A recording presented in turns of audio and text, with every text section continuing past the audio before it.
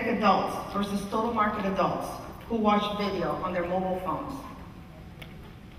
30, the average number of minutes Hispanics spend every single day on MySpace.com. In the second session, Esko Strong from the Atlas Institute talked about how overlapping campaigns can increase your overall conversion rate. This means campaigns across multiple sites, Google, Yahoo, etc. Interesting. You buy multiple sites, you buy multiple ad networks, you buy search, you buy display. These things all interact together, and if you would click through again, please, Josh.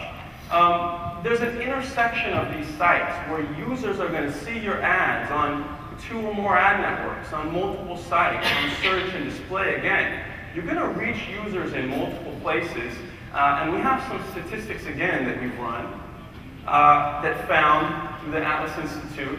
Across a number of advertisers, we found actually 1/3 of an average campaign, 1/3 of that reach is across multiple sites. So 1/3 of the consumers that you reach on an average campaign are going to see your ads in 2 or more different places.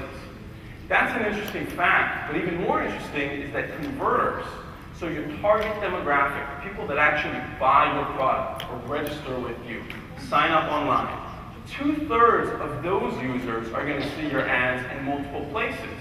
So there is an effect going on here when you reach users in multiple sites, multiple channels, etc., that lends them to being higher probability to convert.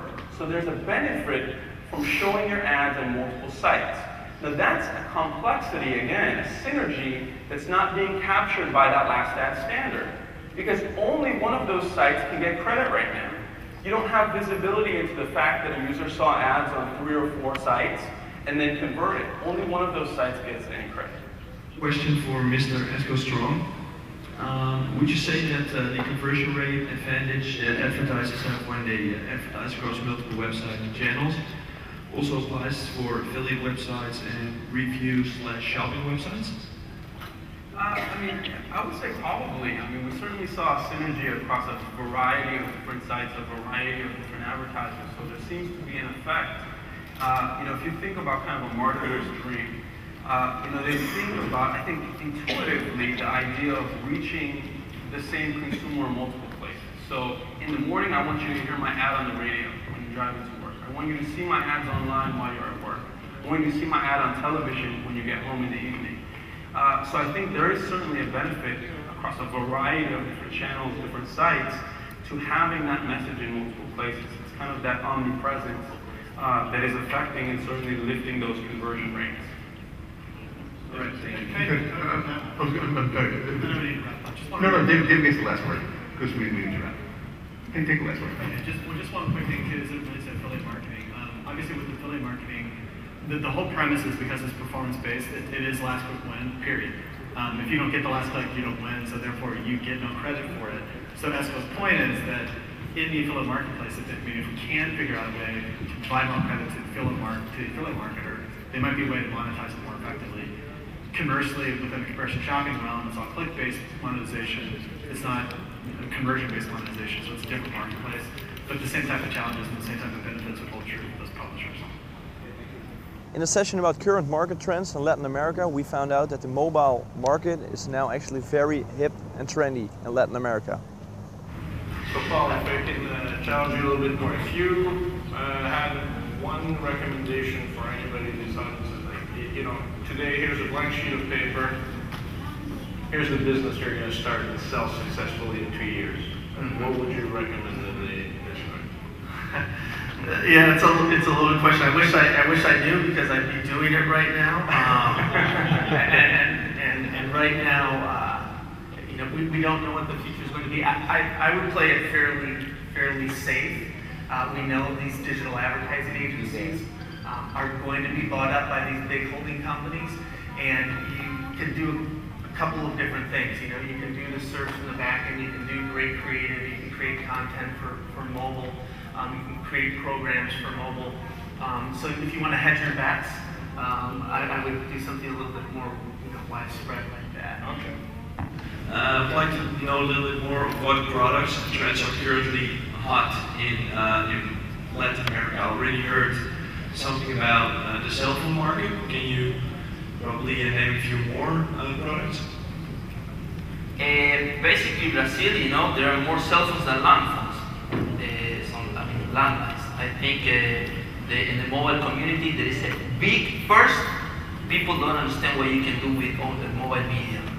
You know, I don't understand it 100%, honestly, to be honest with you. But I know there is a lot of opportunities. I know a company in Brazil called Ponto Mobi. These people have access to 1,800 mobile points throughout Brazil. So you can do a JPG mobile campaign. When you enter with your PDA in a coffee place in Brazil, you can get download a BlackBerry app, for example. So these people have access to 1,800, you know, places in hotspots throughout Brazil. I think mobile is really key. Content development, I think in Brazil is key in content. What about in other parts of Latin America?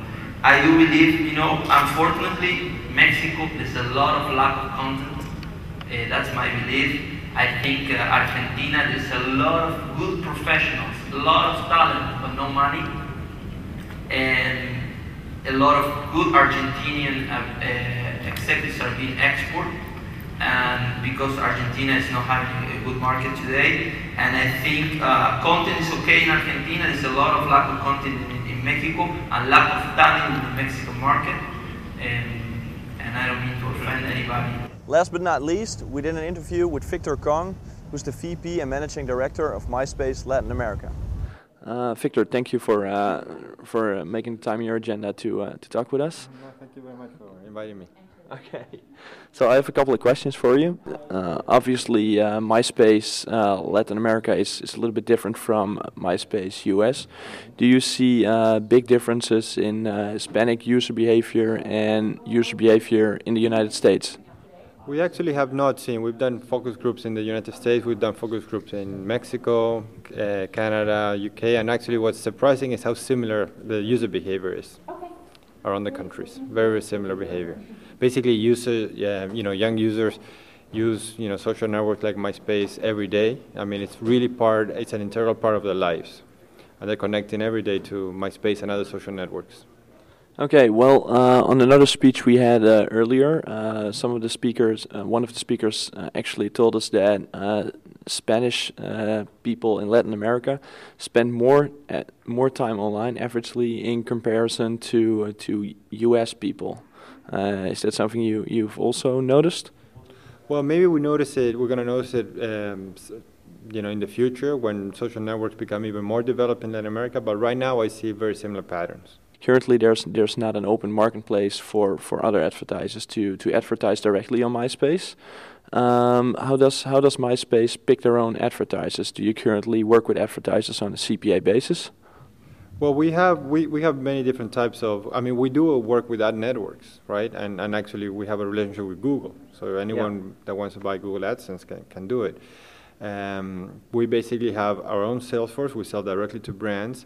And we have like 40 plus advertisers who we work with directly or through their agencies, and so I think it's pretty open to work with MySpace, and we work on a CPM basis.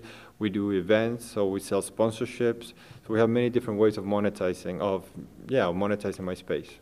So last November, Facebook launched their Facebook Ads application. Is this something we can expect from MySpace in the near future?